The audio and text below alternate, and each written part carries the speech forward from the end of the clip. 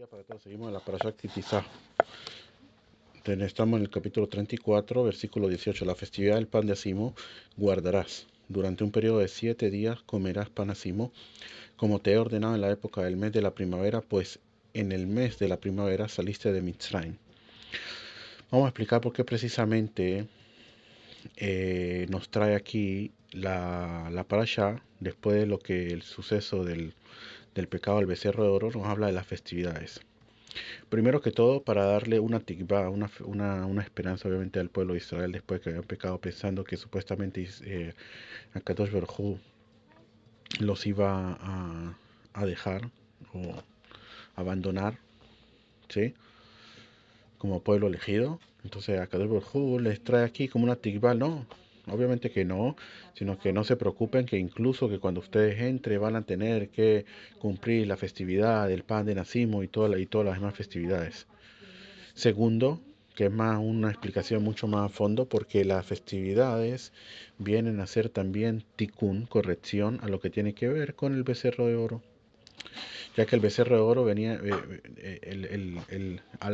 lo que dijimos, que a ellos, si hubieran esperado, no hubieran hecho el becerro de oro, se hubiera hecho todo el tikkun del primer hombre. A la hora de que no se hizo eso, o sea, se volvió a pecar de nuevo el becerro de oro, fue como el pecado del primer hombre, otra lo mismo. Entonces, eso devolvió de nuevo otra vez al Yetzer Hara, la muerte al mundo y todo lo demás. Y ahora se tiene que hacer la corrección de ello.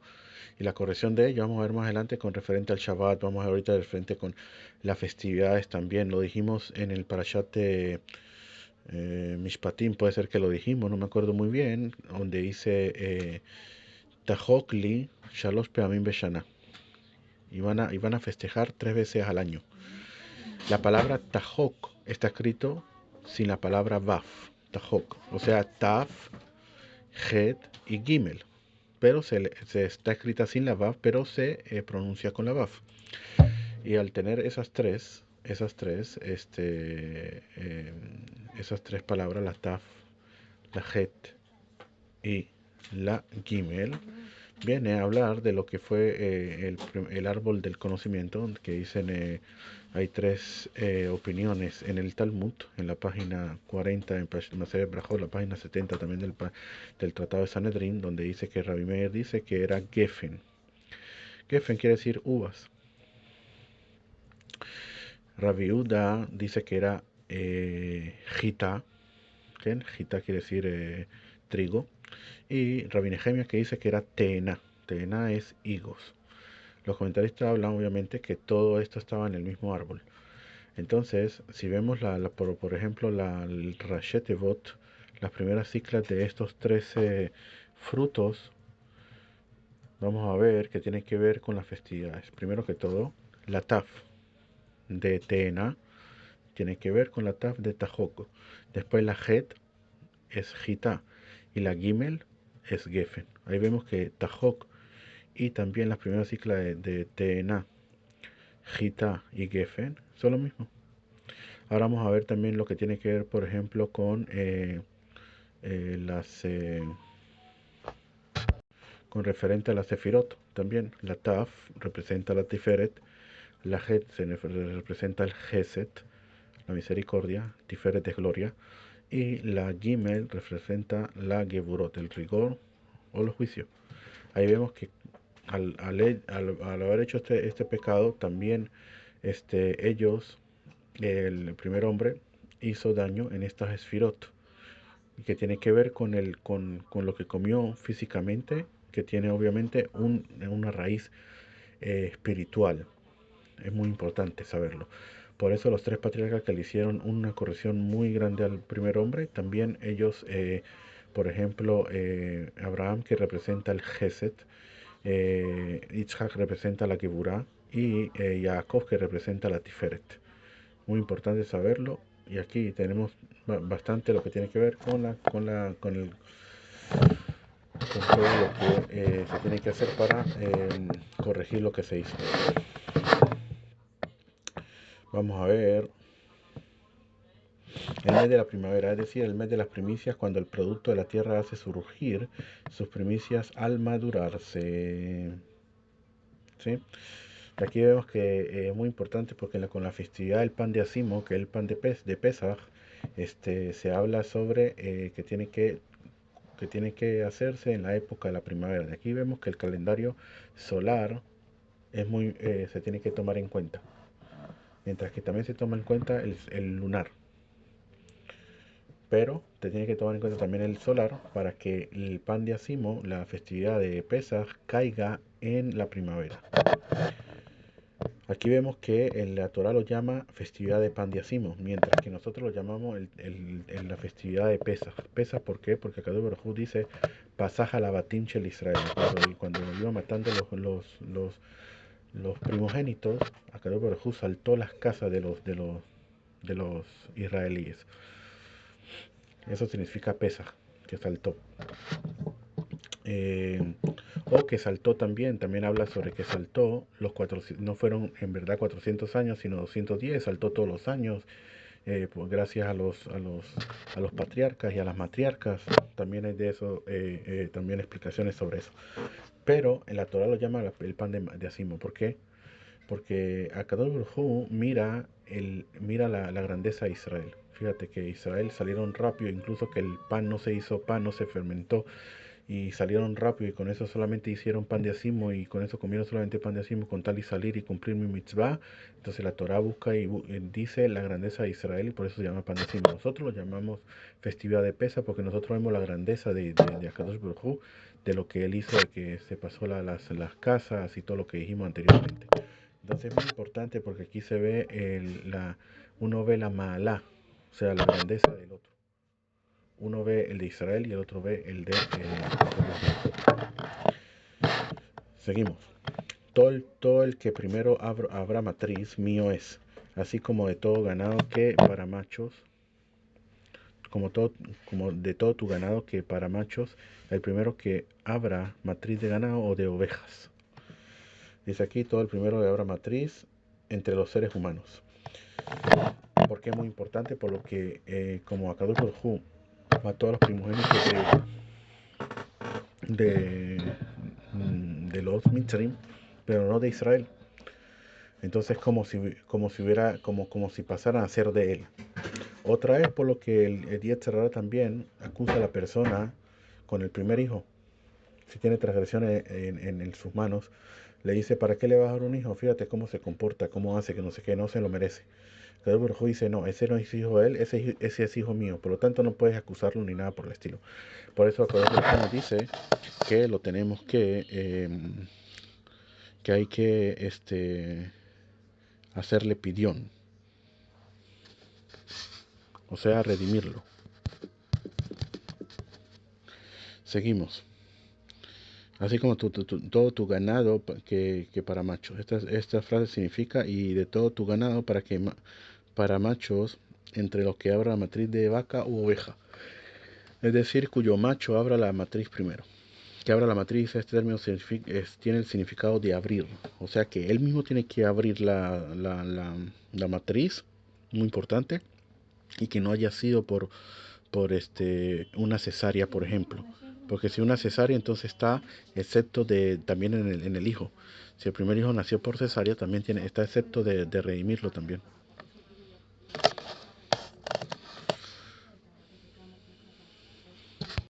Seguimos, y el que abra matriz de asno redimirás por un cordero o cabrito, y si no lo redimes le darás un trajo en la cerviz. Dice aquí el que abra la matriz de asno, pero no de otro animal impuro. ¿Por qué? Porque el asno, gracias al asno es que ellos decían que ellos cada uno tenía no sé cuántos asnos, dice, depende de la riqueza que él tenía, lo que tenía, y los utilizaron para llevar todas las cosas. Ese era como decir el cargamento de aquella época. Entonces por eso el asno, el 14 pero le dio como por decir así, la mitad del primogénito de también redimirlo o en este caso matarlo. Redimirás por un cordero o cabrito. O la forma de redimirlo es la siguiente: el dueño del asno entrega un cordero o un cabrito al Cohen y al animal es considerado julín, o sea, sin consagrar. En la mano del Cohen, de este modo, la cría que primero abra matriz de asno podrá ser utilizado para el trabajo de su dueño. Le darás un tajo en la cerviz. Este término significa que se le da un tajo en el cerviz con un cuchillo grande. sea, se le quita la cabeza. La razón de esto es que al negarse a redimirlo, el dueño del asno causó una pérdida financiera al Cohen al privarlo del cordero o cabrito, y por ello su propiedad misma de su asno también deberá perderse. Todo primogénito de tus hijos redimirá. Su precio de rescate ha sido fijado por la Torá en 5 selaim, como se declara, y su rescate a partir de un mes de edad redimirá 5 ciclos. No se dejarán ver en mi presencia con las manos vacías. No se dejarán ver en la presencia con las manos vacías. Según el sentido del simple versículo, esta frase constituye un tópico por sí mismo y no está relacionado con el tema del primogénito mencionado justo antes, ya que el precepto del primogénito no implica el dejarse ver, sino que es un precepto distinto que prescribe que cuando se suba en Jerusalén para la festividad de presentarse ante Dios, no se dejarán ver en mi presencia con las manos vacías, queriendo decir que constituye una obligación para ustedes traer una ofrenda de asesión por el precepto de presentación ante la presencia. Pero según la interpretación de una braita, la frase no se dejarán ver en mi presencia con las manos vacías es un pasaje superfluo para el tópico del rescate del primogénito, por lo que queda libre para ser utilizada para una que será Shabbat. Su inserción aquí es para enseñar acerca del regalo que un amo hace a su siervo hebreo, que deberá tener el valor de 5 selaim por cada clase de bienes que la Torá obliga al amo a regalar a su siervo cuando éste sale libre, igual al precio del rescate del primogénito. De aquí vemos lo que nosotros conocemos en nuestros países como los aguinaldos o liquidación, en caso tal que se le daba al siervo hebreo cuando salía, y la liquidación se le da para que la persona después, porque él trabajó para pagar la deuda que él debía, entonces él va a salir sin nada. ¿Qué hiciste? Entonces se le obliga al amo que le dé una liquidación, por ejemplo, lo que se llama aquí esto, que no salga con las manos vacías, para que él pueda empezar una nueva vida. De aquí viene todo eso. Seguimos. 6 días trabajarás, pero en el séptimo día cesarás del arado y de la siega cesarás. ¿Por qué razón se menciona específicamente el arado y la siega? Entre nuestros maestros hay quienes opinan que esto no se refiere al Shabbat de cada semana, sino al arado del año previo del año sabático, que en el jubileo, en el Shevi'it, que entra en el año sabático, así como a la siega que en el año sabático alcanzó un tercio de su crecimiento y que sale al año siguiente, a fin de enseñar que se añade de lo profano a lo santo. Según esto, este versículo quiere decir: 6 días trabajarás, pero en el séptimo día cesarás. Y en cuanto a la labor de los 6 días que te permití, hay un año en el cual tanto el arado como la siega están prohibidos, y no era necesario que el versículo dijese que el arado y la siega en el séptimo año mismo están prohibidos, pues esta ley ya ha sido enunciada: en el séptimo año no sembrarás tu campo. Sin embargo, otros de nuestros maestros opinan que este versículo solamente habla acerca del Shabbat semanal, y el arar y segar fueron mencionados específicamente a fin de informarte que así como el arado en general es una actividad opcional prohibida en Shabbat, así también la siega mencionada aquí es opcional y por lo tanto también está prohibida en Shabbat.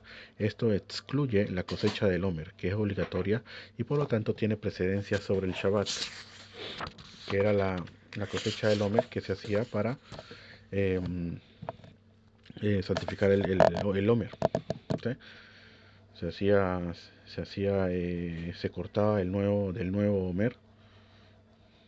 El Homer es la oblación de harina que se ofrecía en el segundo día de Pesaj, en el 16 de Nisan.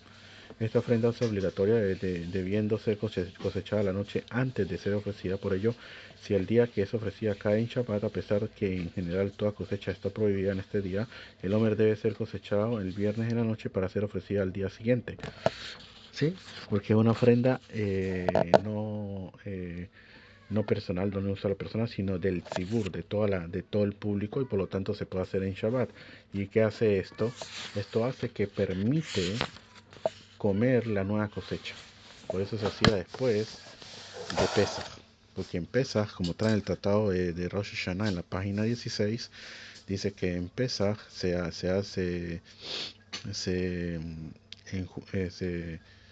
en el cielo hacen juicio por el trigo, o sea que es la comida de la persona, ¿sí?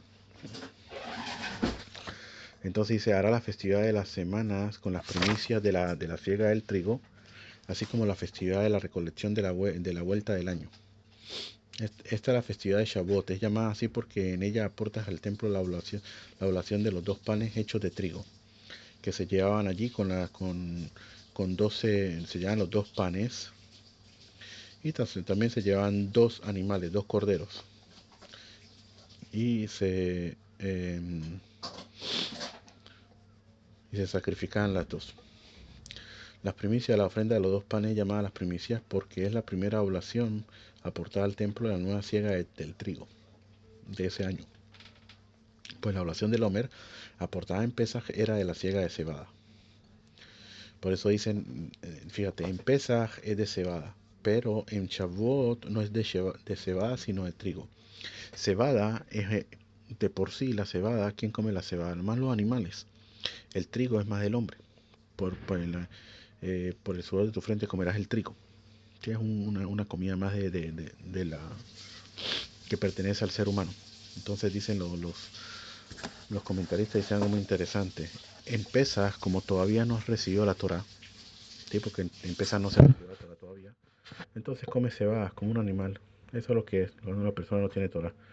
Pero en Shavuot, que ya recibiste la Torah, ahí ya pasaste a ser un ser humano. A ese pasaste a ser un ser humano, entonces mereces comida también de ser humano, por eso es trigo. Seguimos. Entonces dijimos, y la festividad de la recolección, es decir, cuando introduces tu cosecha del campo al granero.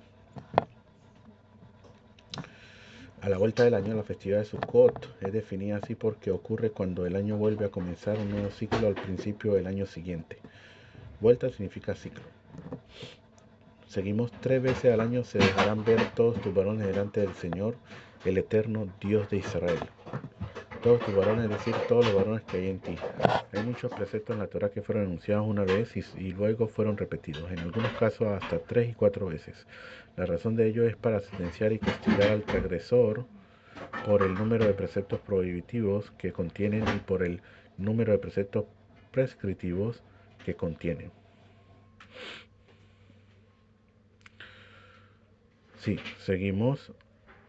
Pues yo expulsaré a naciones de delante de ti, ensancharé tus fronteras. Ningún hombre codiciará tu tierra cuando asciendas para aparecer delante del Eterno tu Dios 3 veces al año. Yo expulsaré quiere decir, y así como dice el Targum, yo expulsaré. Y ensancharé tus fronteras, es decir, puesto que ampliaré tus fronteras, entonces te hallarás lejos de las casas escogidas y no podrás representarte delante de mí constantemente. Por ello es que yo te fijo 3 festividades para ti. El versículo anterior prescribe la obligación de presentarse 3 veces en el templo. La primera parte del versículo que promete la expulsión de los pueblos kenaní y el del ensanchamiento de la frontera de la tierra de Israel parece ser fuera de lugar. Rashi precisa que en realidad estas dos situaciones constituyen la razón por la que la Torá prescribe la obligación de presentarse en el templo. Seguimos, no degollarás juntos con sustancias leudadas la sangre de mi sacrificio, y no permanecerá hasta la mañana el sacrificio de la festividad de Pesaj. No degollará, dice esta frase, quiere decir, no degollarás la ofrenda de Pesaj mientras todavía haya sustancias leudadas en tu posesión. Esta prohibición se aplica tanto al que degüella el animal, o sea, en este caso el Cohen, como al que arroja su sangre en el altar. El degollar puede ser el Cohen o puede ser incluso una persona extraña, o sea, una persona normal que no sea Cohen. Pero el que arroja la sangre es el Cohen. Así como cualquier miembro del grupo para el que degüella el animal, o sea, cualquier miembro del grupo, porque el combate de pesas se hacía un miembro. Se colocaban bastantes personas, se hacía un grupo para ese corbán. Entonces, todos los que estén en ese grupo para ese corbán tienen que también este, eh, de que no esté en su posesión cosas leudadas, porque si no el corbán se hace inválido. Y no permanecerá toda la noche. Esta frase debe ser entendida tal como lo traduce el Targum. La prohibición de permanecer toda la noche no se aplica a la carne de la ofrenda dejada sobre el altar. Asimismo, permanecer toda la noche únicamente significa hasta el alba. El sacrificio de la festividad de Pesaj, esto se refiere a las partes designadas de la ofrenda de Pesaj. De aquí también aprendes que la prohibición de permanecer toda la noche fuera del altar se aplica a cualquier quema de grasa y de órganos de cualquier otra ofrenda. En hebreo, los emurim, este nombre se le aplica a las partes de las ofrendas que son quemadas en el altar. Literalmente son llamadas partes enunciadas, porque son aquellas sobre las cuales la Torah ya enunció que deben ser quemadas en el altar. Esta prohibición únicamente se aplica a estas partes porque, aparte de ella, la ofrenda de Pesaj era ingerida por la gente. Seguimos, lo escogido de las primicias de tu tierra traerás a la casa del Eterno tu Dios, no cocinarás la cría en la leche de su madre. Lo escogido de la primicia de tu tierra, es decir, de las 7 especies que han sido anunciadas como alabanza de tu tierra, una tierra de trigo, cebada, viñas, higos, granadas, una tierra de oliva, de aceite y miel. La miel enunciada aquí se refiere al miel de dátiles. No cocinarás, la criaste enunciada es una prohibición de cocinar carne con leche. Esta prohibición fue escrita 3 veces en la Torah, una para prohibir la ingestión de esta mezcla, otra para prohibir la obtención de beneficio de ella y la tercera para prohibir cocinarla. Entonces, aparte de eso, tener beneficios quiere decir de que si yo tengo carne con leche y tengo un perro y yo quiero darle de comer, tengo prohibido tener beneficio de ello y por lo tanto no le puedo dar a él. Incluso si tengo un goy, que el goy para él es permitido, pero yo no puedo tener ningún beneficio de eso. El beneficio mío sería que en vez de botarlo, se lo doy para que él coma y así yo me ahorro un dinero. Eso está prohibido. ¿Qué pasa, por ejemplo, si yo agarro un pan y lo hago con carne y queso? Ahora, eso no está cocinado, porque dice que la tercera prohibición es cocinar. O sea, la primera se está escrito 3 veces. ¿Por qué? Porque en el Tratado de Hulim, ahí dice que el 115 B, ahí dice que una es para comer, otra es para obtener beneficio y la tercera es para prohibido cocinarla. Pero aquí yo no estoy cocinando. Entonces, ¿cuál sería el problema? Si lo como con carne y queso normal, sin cocinar. Entonces ahí ya entramos en lo que es prohibiciones de Rabanán. Los Rabanán también hicieron otros cercos sobre eso para que la persona no llegara a la prohibición de comer. Cría, cualquier cría de un animal terrestre llamada gdi en hebreo, incluso un becerro o un cordero. Esto se demuestra en el hecho de que varios lugares de la Torah precisó especificar a qué animal se refería en vez de simplemente decir gdi, como por ejemplo una cría de las cabras. También de la leche de su madre, esto excluye a las aves, las cuales no tienen leche de madre, pues la prohibición de carne de ave con leche no se deriva de la Torah misma, sino que es un decreto de los sabios. Entonces, ¿qué es lo que pasa? ¿Por qué decretaron los sabios también prohibir comer pollo con leche? Porque la persona por lo general al pollo también le llama carne, ¿sí? Le llama carne. Entonces, no vaya a ser que la persona se vayan a confundir y después pensando de que como el pollo también se llama carne, está permitido, entonces puede ser de que también la carne también está permitida. Entonces ahí en ese caso hacen transgresión. Seguimos. El Eterno dijo a Moshe, escribe para ti estas palabras, pues conforme a estas palabras yo he hecho un pacto contigo y con Israel, y él permaneció allí con el Eterno durante 40 días y 40 noches, no comió pan ni bebió agua, y él escribió sobre las tablas de las palabras del pacto los 10 mandamientos. Escribe para ti estas palabras, y si esto lo implica, estas palabras puedes escribir, pero no tienes permiso para escribir la Torah oral. La Torah se divide en dos partes, la Torah escrita y la Torah oral. Ambas tienen su origen en la revelación de Dios a Israel en el Sinai. La Torah escrita está constituida por 5 libros, Bereshit, Shemot, Vaikra, Bamidbar y Devarim. Estos 5 libros son los llamados Torah en sentido estricto, aunque también reciben el nombre de Humash, Pentateuco. La Torah oral es el conjunto de explicaciones y leyes que define el modo en que los preceptos contenidos en el Pentateuco deben ser llevados a cabo. La Torah oral fue entregada a Moshe en el Sinaí junto con el Pentateuco. De este versículo se aprende que, en principio, no debe ser expuesta por escrito. La razón de ello es que, puesto que es algo dado para ser estudiado y expuesto oralmente, en sí misma no tiene medida ni fin. Y sucedió que cuando Moshe descendió de la montaña del Sinaí, que las 2 tablas del testimonio en la mano de Moshe al descender de la montaña, Moshe no sabía que la piel de su rostro se había vuelto resplandeciente al hablar con él. Sucedió, dice aquí, es decir, cuando trajo consigo las segundas tablas de la alianza en Yom Kippur.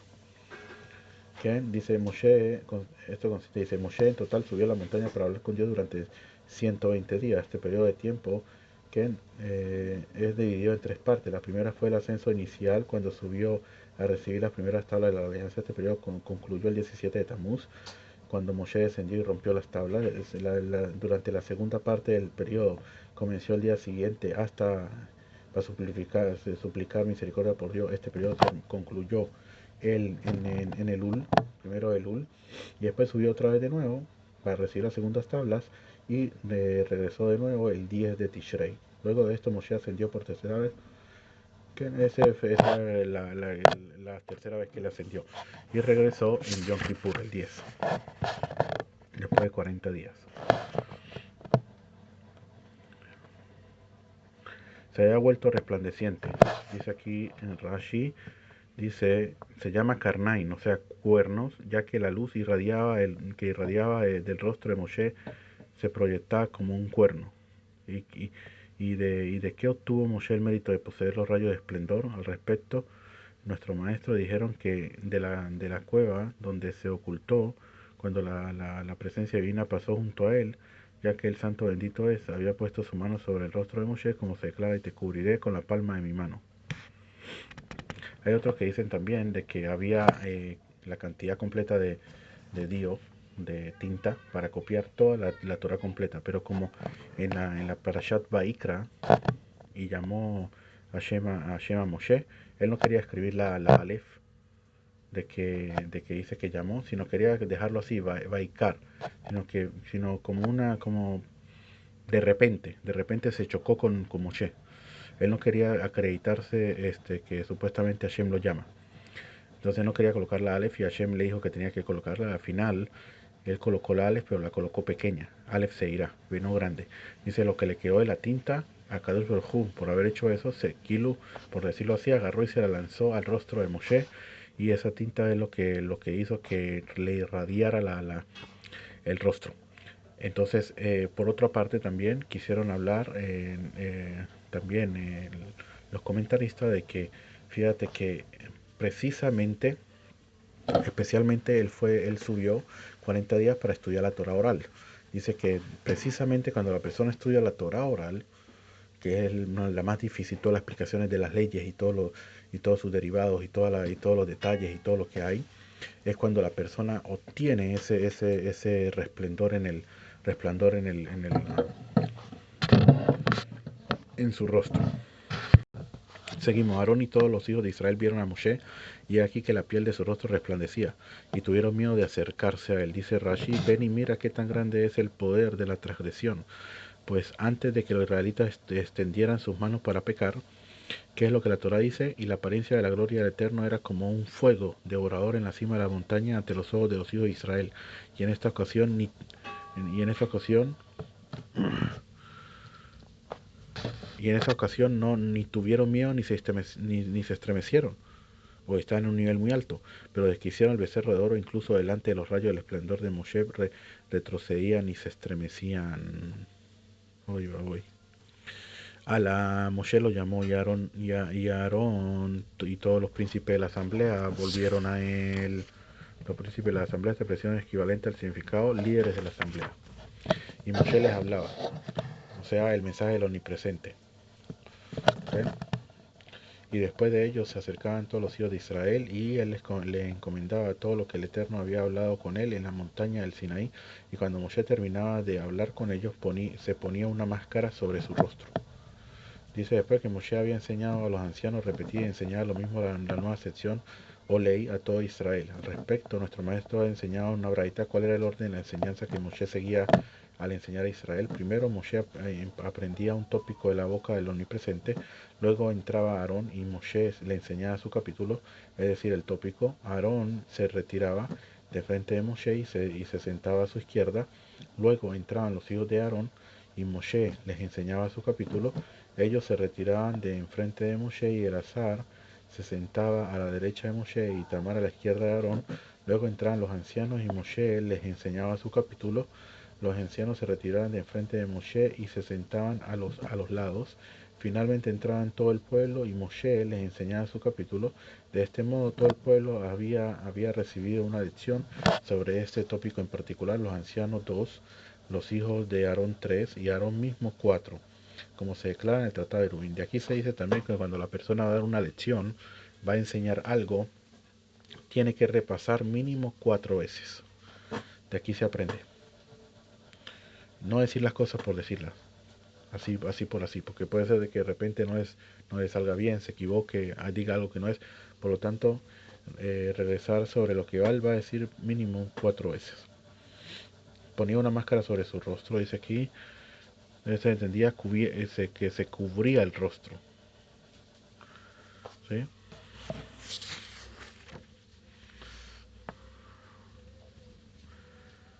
Más B se refiere a una prenda, se tradujo como máscara. Dice aquí se refiere a una prenda que es colocada frente al rostro y en el área entre los ojos, por respeto a los rayos del esplendor, para que todos no dieran un festín a sus ojos con ello. Moshe se ponía el velo frente a los rayos y se lo quitaba cuando hablaba las palabras de Dios a Israel, lo mismo que cuando el omnipresente se comunicaba con él hasta que se iba de él, y cuando se iba salía sin el velo. Y cuando Moshe venía ante el Eterno para hablar con él, se quitaba la máscara hasta que salía. Y cuando salía y hablaba con los hijos de Israel, lo que le había sido ordenado, y los hijos de Israel veían el rostro de Moshe, pues la piel del rostro de Moshe resplandecía. Entonces Moshe se ponía de nuevo la máscara sobre su rostro hasta que venía para hablar con él. Dice aquí, había hablado con los hijos de Israel, y ellos veían los rayos de esplendor en su rostro y cuando él se iba de ellos. Entonces Moshe se ponía de nuevo la máscara. Esta frase significa que cuando Moshe venía a hablar con Dios, se lo quitaba del rostro.